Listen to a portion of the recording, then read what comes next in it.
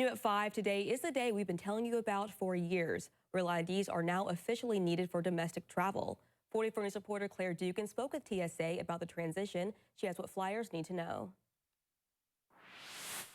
Real ID implementation has begun, and that includes right here at the Evansville Regional Airport, where officials say the transition so far has been smooth. The idea for Real IDs came about years ago. In fact, it was passed by Congress and signed into law in 2005. 44 News spoke with TSA spokesperson Jessica Maley, who says it's all about safety. Identity verification is a critical part of TSA's mission. We want to know that person standing in front of the checkpoint is the person on the boarding pass and making sure they're getting the right level of screening. So again, the goal here really make air travel safer for everybody. If you have a Real ID, your license will have a star in the upper right-hand corner. If you don't have one, you will want to get it, but in the meantime, officials say there are still ways for you to fly. Your passport is the easiest option. There's a lot of people who maybe took care of this 2 or 3 years ago and they kind of forgot that they already did it and they're in compliance and they're all set. Of course, children under 18 do not need a Real ID to travel domestically, but officials say you can contact your airline if you have any questions about that. So far, Maley says traffic at airports has been flowing smoothly. That's mainly because officials say 81% of travelers are already Real ID compliant.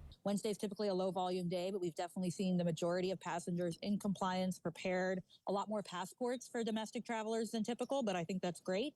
Well, if you plan on flying domestically without a Real ID anytime soon, you might have to face some extra screening, but officials say that they're hopeful that it won't impact wait times. Reporting in Evansville, Claire Dugan, 44 News.